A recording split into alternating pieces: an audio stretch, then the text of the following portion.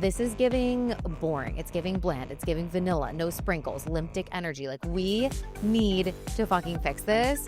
What's the reinvention? What's the rebrand, sis? You couldn't tell 13-year-old me in my Abercrombie bikini and my razor pink flip phone absolutely nothing come summertime. I was in full I am that bitch energy. That is the energy that we are channeling. I feel like we need a little reset. We are at that point in the year where we're like the mid-year wobbles, and maybe the vision board is no longer really visioning. Most people are gonna use summer as a time to slack off. You're gonna use summer to pop off. If you are thinking like, it's halfway through 2025, I wanna make multi-six figures before the end of this year, this is exactly what I would do for the next 6 months.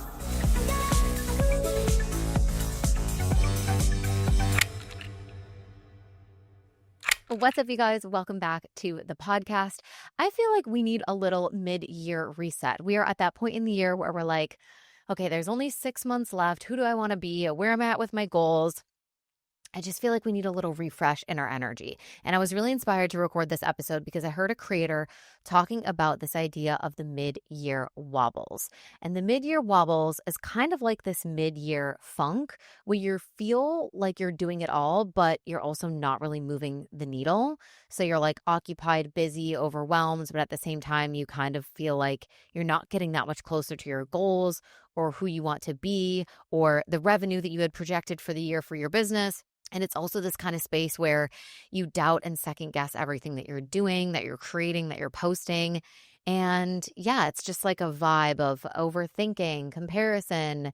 Maybe the disorganization is setting in at this point in the year for you. Things have kind of, like we are well and truly beyond any inspiration or motivation that we had in January. So now that has faded, your mindset might be feeling a little bit defeated, and maybe the vision board is no longer really visioning. The beliefs are waning. So if you've felt like that, don't worry. We're going to talk about how to reset that energy and get fired the fuck up for the rest of the year. So let's dive in. So what I've noticed for myself is that typically around May, I would say, is when I get to a point where I'm like, okay, wait, what the fuck am I doing? Right? And I think there can be this disappointment after quarter one because I feel like quarter one has this sort of full start energy where everyone thinks that their life is going to fully take off and go full throttle, and you're going to really start shifting who you are and how you're showing up and everything that you're doing right at the start of January. But the reality is that most of us don't really start implementing changes in the new year until a little bit later down the line. Like January kind of is this weird void where you don't actually get that hard start that maybe you were thinking about when you were like making your vision board or like pinning things on Pinterest essentially over Christmas vacation. So then you kind of like fall into this energy. And I feel like quarter two is where you start to coast a little bit because like what's happening in quarter two to give you any motivation? It's like, oh, like late winter vibes, at least if you're in the Northern Hemisphere. Going into spring, it's kind of rainy and moody. I don't know. I could be making all of this up, but if you resonate, let me know because I swear this is a thing. But then you get to the middle of the year and you feel like, oh shit, like I might not hit my goals this year. And so maybe there's been this slight lull in your momentum. At least I always feel that around April, May, the spring months. And then June comes and I'm like, oh shit, the halfway point of the year is right around the corner. I better figure out what's going on here. And then July is where I'm like, all right, full throttle, let's go reset, which is why I wanted to record this episode because I want to talk about that. But to describe this sort of feeling that I get into in my mid-year wobbles, it's kind of like the belief in the possibility of your goals coming true this year might be fading a little bit. And so then you kind of find yourself like renegotiating, right? Of like what this year was really meant to be about. And you start like changing almost what you had set out to do at the start of the year and being like, well, actually, I think this year for me is about, it's more about relaxation, or it's more about presence, or it's more about, and like those things are great. But sometimes I do think that we lie to ourselves in order to cushion the blow of not facing the fact that, yeah, maybe we are not moving at the pace that we need to be moving at in order to get where we said that we wanted to go. And so instead of coddling ourselves. I do think that there's an opportunity to draw a line in the sand and go, I'm actually going to reset my energy, reevaluate my goals right now, and set myself up for success in the last 6 months of the year, instead of just, babying myself and being like, oh, well, let me renegotiate and, change my mind about what I had said that I was going to do this year. You start adjusting the expectations. You start yielding to that mid-year lull and kind of believing that that's your destiny for this year.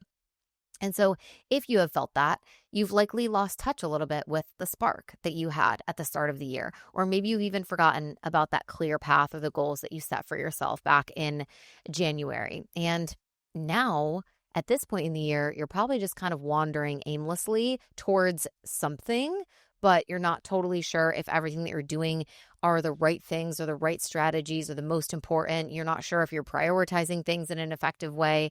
And it might not even be clear for you anymore, like where you're going.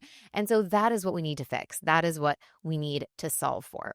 For me, this midpoint of the year is like the wake-up call when you realize, oh shit, there's only 6 months left. And that's when your eyes are open to the fact that you may have been autopiloting for the past couple months without even noticing it. You may have been coasting. You may have been just going through the motions, doing a lot of things, but not really knowing if those things are the things that are going to make you the progress that you desire, right? And so things are not feeling crystal clear. They're not feeling in sharp focus. You don't feel like you have this like set of lasered in goals and that fiery motivation that you need in order to kick it up a notch so that you can be the person that you want to be by the end of this year and be standing at the finish line of this year being like, fuck yeah, that was crazy. Like second half of the year goes hard. So it's all time to change that, because we're going to talk about this kind of foolproof mid-year reset and some of the things that I think we can do to revamp this and reset the energy. And I think something that's worth mentioning is like most people are going to use summer as a time to slack off. And if you're resonating with this, you're going to use summer to pop off. So summer is no longer a time to slack off. It's the time to pop off. And the only way to do that is to do what other people won't, because doing what other people won't is the way that you are going to get results that other people don't have, right? Summer is typically this time that we take off, we kick back, we go on vacation, we unplug from our goals a little bit, we allow ourselves to eat whatever we want, drink whatever we want, like all the rules kind of loosen in the summer. But I am personally using the summer months to really build and launch new offers, to invest in upskilling with high-level mentorship.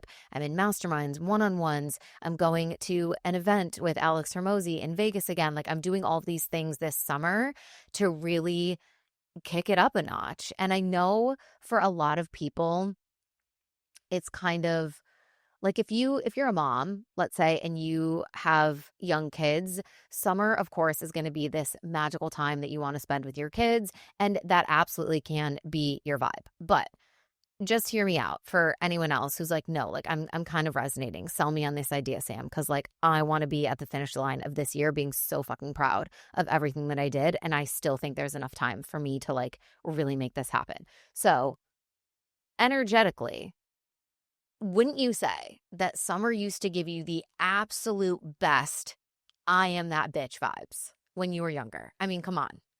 Think back. You couldn't tell 13-year-old me in my Abercrombie bikini and my razor pink flip phone absolutely nothing come summertime. I was in full I am that bitch energy. Like when I think back to like summers as a teenager, that is the energy that we need. That is the energy that we are channeling. When you were like laying out, rubbing baby oil all over yourself, getting super tan, putting lemon juice in your hair to get some extra blonde highlights, like you were making all the plans to go to the birthday pool parties, you were getting some new outfits, you had your new favorite bikini, your little flip phone, like, come on. 90s kids, stand up. We were that girl. We were that girl. And that's the energy that we need to channel this summer, because she was fucking unstoppable. She was going to make that the best summer of her life. I mean, that was, I swear, the energy that I brought into every summer at the end of the school year was like this is going to be the best summer of our lives. And I do think that as an adult, you kind of lose that because there's not this, intense sort of feeling of freedom come summer because you don't have any responsibilities and you don't have to go to class anymore. But like we could channel that. We could lean into the nostalgia and we could bring that back, that feeling of like, this is going to be the best summer of my life. It's just going to mean something different now as, an entrepreneur, as an adult, as an ambitious woman, as someone who has like really big goals for herself.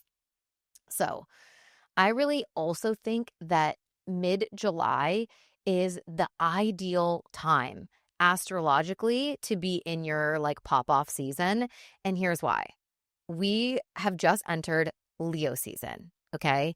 And Leo is ruled by the sun, which is your life force. Hello, life force energy. Hello, heat, fire. Like the sun symbolizes who you are at your core. And that means that this time of year is going to bring clarity. It's going to bring boldness and kind of this like innate instinctive drive that we have to really shine. And Leo energy is like total main character vibes. And especially after we just transitioned out of Cancer season earlier in July, that's more like this emotional introspection. Leo season shows up and is like, okay, we've done the reflecting. Now let's throw some gas on that bitch. Like energy, vision, confidence.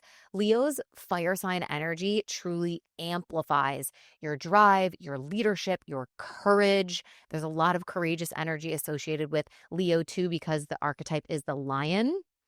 And so I really don't think that this time of year is giving like slow and steady wins the race.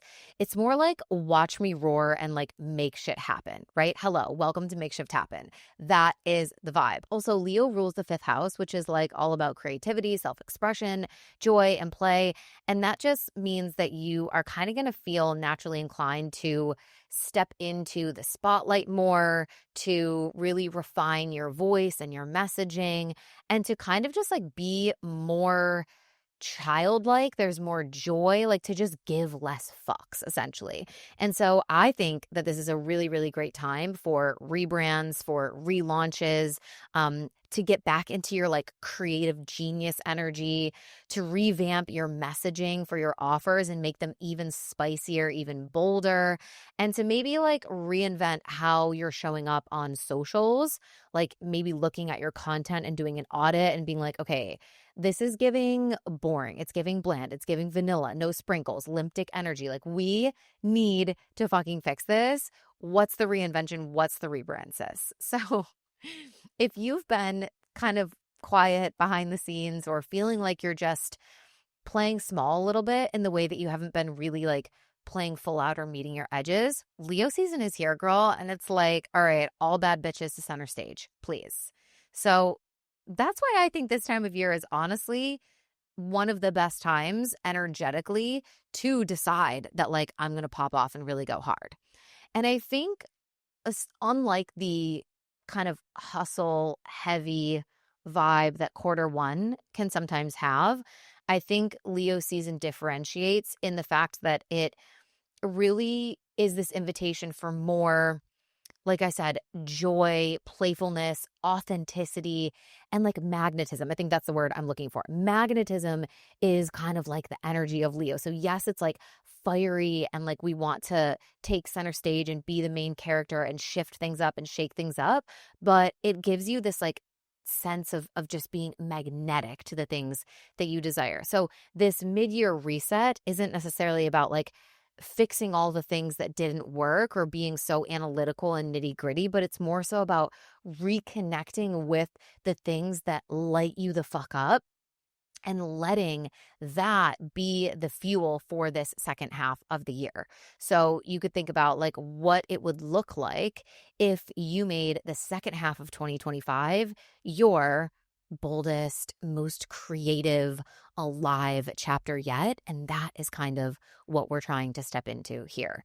I also wanted to speak to the numerology of this time of year because it's like midsummer. Yes, obviously we're in Leo season, but July and August, we have the numbers 7 and 8. July is the 7th month. August is the 8th month.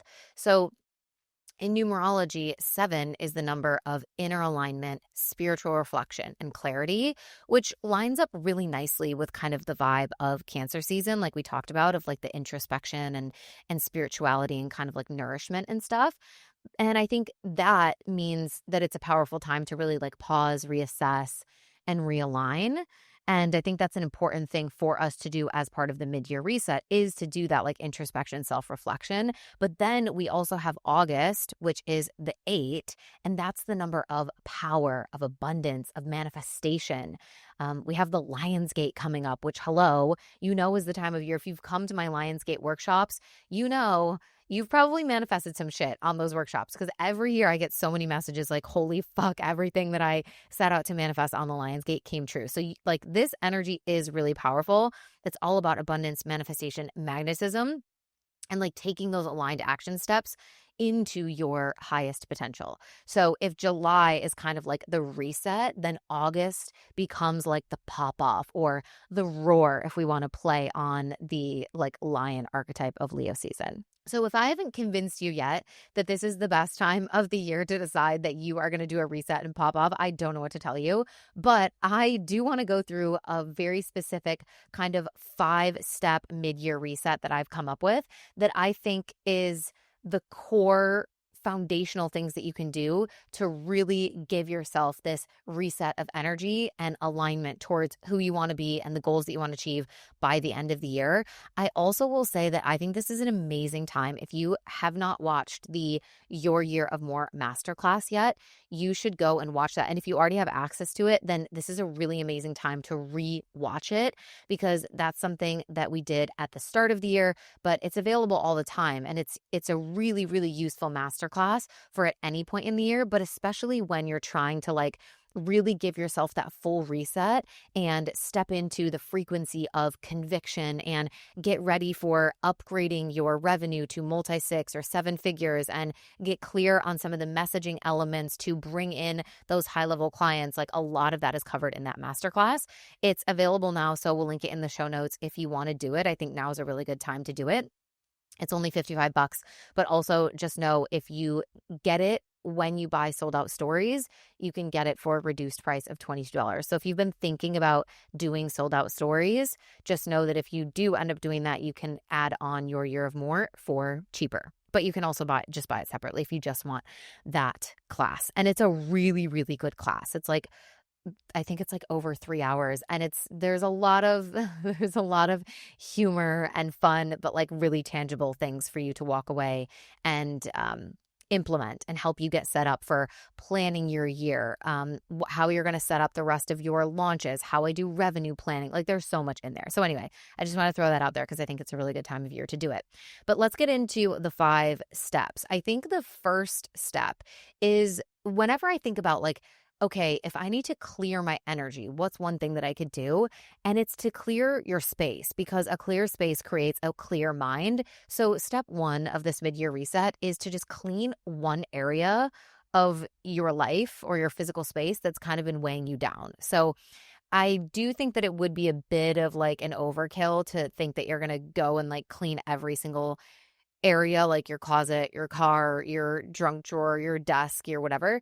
So just like pick one. Do you know what I mean? Like pick the one that's been bothering you the most or that feels like it's the most just like every time you see it, you're like, fuck, like I really need to organize that. Maybe it's your kitchen, maybe it's a specific drawer. I don't know, but pick a space that's been making you feel stagnant or cluttered and just clean it up.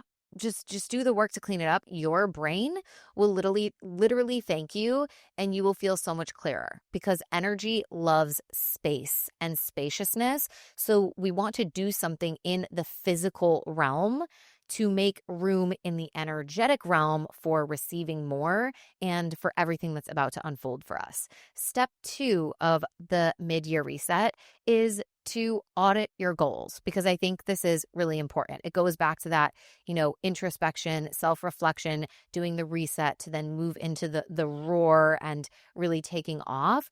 The first thing that has to happen is we have to do that audit, which I think Your Year of More, that masterclass is really going to help you with that. And we want to audit our goals, but we want to make it spicy, right? So I would say look at the goals that you set at the beginning of the year and ask yourself if you believed that this was 100% possible in the time that you had left, would you still choose it? Because there's a difference between something being misaligned genuinely because you wouldn't choose it now and you just being fearful that it's not possible. So you're backing down and minimizing your desires and your goals to try to fit what you think is a realistic expectation, right? So asking yourself, would I still choose this now? But through the lens of like, if I knew it was possible to get there, would I still choose this now? And if the answer is no, then definitely adapt, because we're changing all the time. You've probably become 6 new versions of yourself in the past 6 months. So if you have to adapt, then you adapt. So go back, look at the goals you set at the beginning of the year and kind of rewrite them or revamp them with a little bit more fire, maybe make them more tangible, more specific to the time frame that you have available to you now. And again, it's not about like doing what you think is safe or realistic, but really understanding like what is lighting you up and who do you want to be by the end of the year. When you're the version of you who's at the end of December and is standing there and it is New Year's Eve and you are ready to cheers to 2026, you want to look back on this year and you're like making your little Instagram reel with like the recap of the year. Close your eyes. Maybe you can transport yourself to that place now. It's like end of December. It's New Year's Eve. You're making your little reel of like the recap. What do you want in that recap? What is the footage that you want to be able to put in that video? What are the things that you accomplished that you're so proud of, that you're so stoked about, that you want to be able to write underneath that post? Like, who do you want to be by the end of this year? And let that be the girl, the version of you that decides what you do in this like session of re-auditing your goals.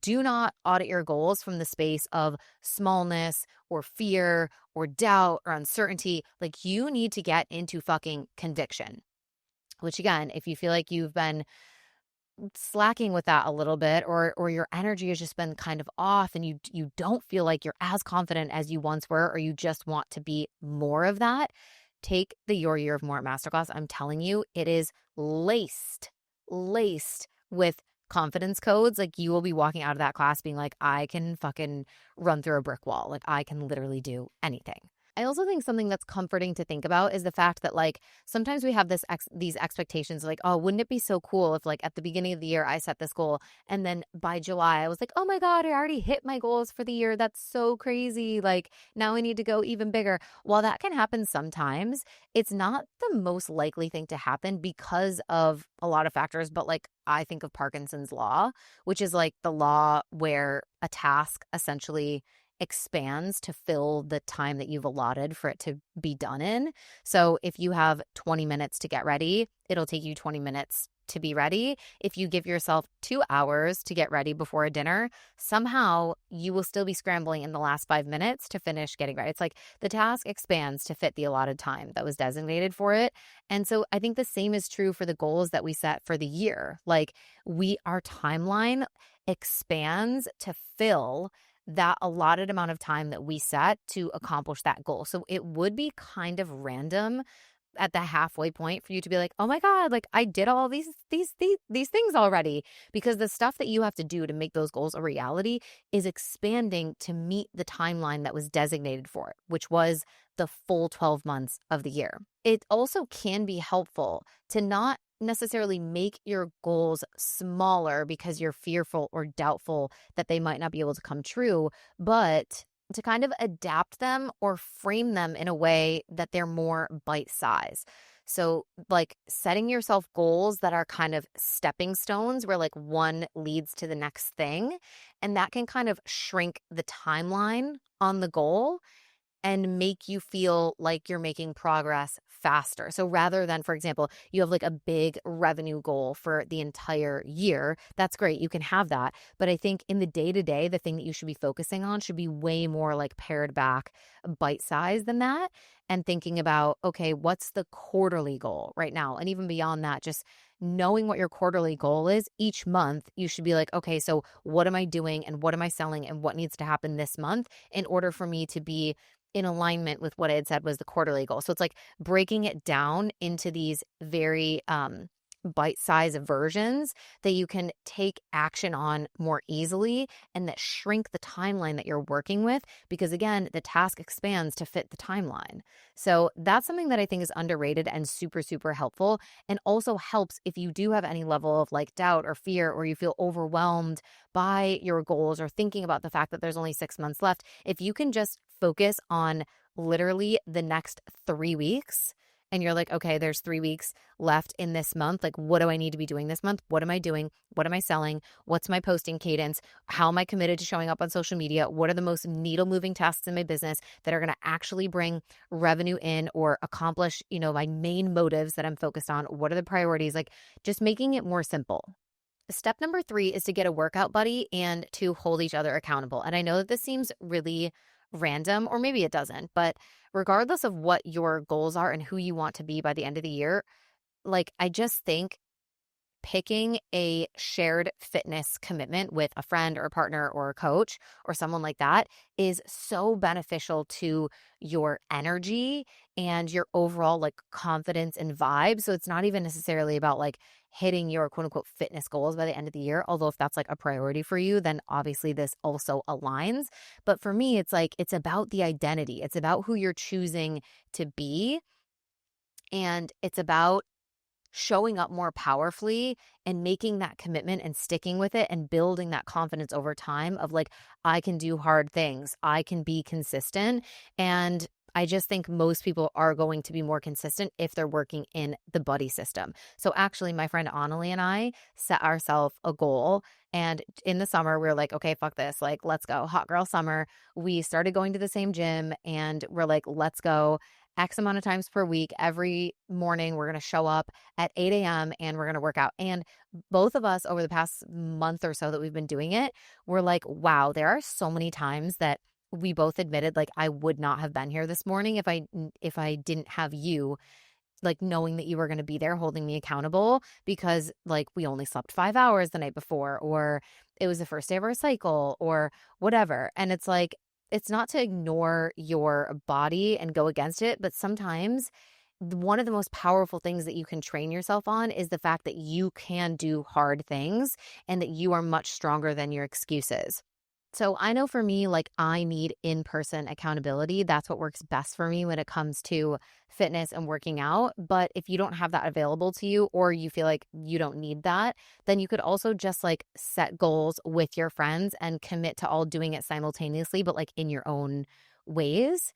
And so maybe you're all like going to work out X amount of times and you have like a group chat around it. And so you're all doing it individually, but also kind of like together at the same time. Or maybe it's virtual. Maybe you hire a personal trainer or a coach of some kind where you're using, maybe you like get an app and you're like, okay, I'm going to do these workouts. Maybe it's just like a morning walk club that you have, or all of your friends are committed to a morning hawk or walk, or you're competing and all trying to get 10K steps every day. Like, you can make it fun, you can make it playful, but I do think that getting a workout buddy and holding each other accountable and doing the hard fucking thing, waking up, fucking your excuses, and doing the thing that you said that you were going to do is going to create so much momentum in your identity, in your confidence, and in your resilience and ability to show up and do the hard things. Momentum in your body literally creates momentum in your life. So that's a key. Step number 4 is to rewrite your calendar from scratch.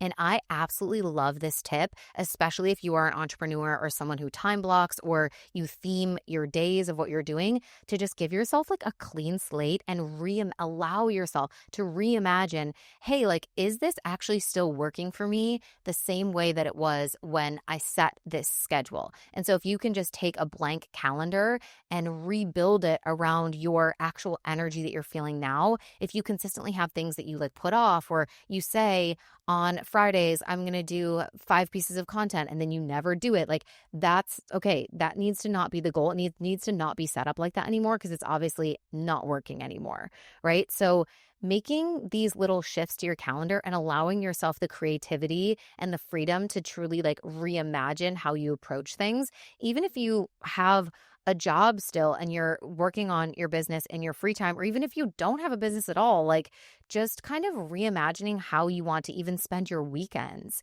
because we get into these autopilot routines of what we do. And there is so much power in the intentionality of going, hey, if I could really design this intentionally by choice, what would I do differently? What would I change? And so often we like don't give ourselves that opportunity. We just keep moving at autopilot because life is fast. And there's like, we're all so fucking busy, and it feels like there's no time. But if you were to take time to do this, you might really open up a new pathway for creativity, for, I don't know, like just a different experience of your day-to-day life by being much more intentional with what your calendar looks like and how it's set up. So make sure that you're adding in buffer time, that you have like creativity time, that you are slotting time in for like breaks and certain boundaries that you have. If you're like me, you probably like to use your Google Calendar as your literal to-do list. I've talked about this a lot on the show. That is how I manage my distracted, potentially ADHD brain. And I just always have to refer back to my calendar to be like, okay, what was I supposed to be doing in this moment? And my to-do list gets slotted into my calendar so that I know each hour of the day what I was meant to be doing, because I can easily get pulled off into different notifications, answering things from the team. Like there's always other things happening. And so that's my anchor. That's my anchor point, is going back to what was I meant to be doing so that I can get back on track as fast as possible. But I also have to be realistic with how I set that up, and knowing that something that I think is going to take me 60 minutes, I should probably give myself 90 minutes to do it, because I may have another task pop up, or I may be pulled off in another direction and get distracted. It may just take me longer than I imagine. And so allowing buffers is really, really important. And I think that your calendar is a mirror of your priorities. So when you change your calendar, you can quite literally change your life, because the calendar is like the physical manifestation of your intentions. It's like, this is what I'm intending to do. This is who I'm intending to be. This is how I'm intending to allocate my time. And when you are so intentional in that way, it really can create a profound effect and change on your life and the outcomes in your business, your relationships, what you're choosing to prioritize. And the last step of our mid-year reset is to replace one energy sucking habit. I want you to pick one thing that is truly just draining your mental, emotional, or physical energy and upgrade it. So one that probably applies to all of us, myself included, is the doom scrolling. The fucking doom scrolling. Oh my God. You guys, I have to admit, I got caught in a really bad doom scroll the other night. Jaime wasn't here, and I feel like he is my real life, like, bumper. Like, you know, when you go bowling and like you put the bumpers up so that your ball always hits the pins. He's my real life human bumper. And when he's not here, sometimes I go off the rails. And so the other night I was in bed and I realized that it was fucking 1:30 a.m. and I had been scrolling on my phone for over an hour. And wait, this video came up. I kid you not. I'm going to find it. So it's 1:30 a.m. I've been scrolling for like over an hour. And this video comes up on my feed of this guy being like, put the phone down. You're done, bitch. And I was like, in that moment, I was like, is that you, God? Is that you? Put the phone down. You're done. Put it away. You're fucking done, bitch. Put the phone down. Clock in. I don't know what you gotta do, but it ain't on that damn phone, oh. Put the phone. Yeah, felt like a God moment. So I think for me, my life force sucking habit that I'm going to replace is the doom scrolling. And I think I'm going to bring back the phone jail. If you have listened to the podcast for a while, you've probably heard of the phone jail, and it is a little device that you can get off of Amazon. I have it linked on my Amazon shop, which is always in the show notes of the podcast. But it's like this little handy dandy box that you can put your phone in and lock it and set a timer, and you cannot get it out. And I do think that it's unfortunate that I need that, but hopefully I'm not alone in the intensity with which the phones can take over, truly like capture our fucking brain power and take over our lives, especially when you work on social media and so many of your notifications and daily tasks involve doing stuff on your phone. I think that's what makes it so hard for me personally is I have to be on my phone a lot for my work.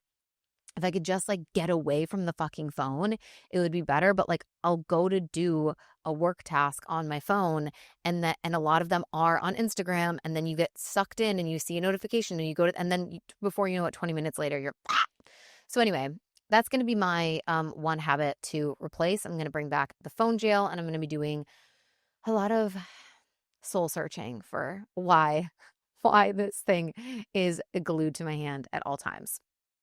So the idea with replacing the energy sucking habit is like literally that, like swapping it for something else. So when you find yourself doing the habit that you said you didn't want to do, it's like you have to have an automatic switch for it. So one thing that I've done before that I really liked and I might try to do again is rather than like replacing the scroll, it's like knowing that when I have to do tasks on my phone, I should also be walking at the same time.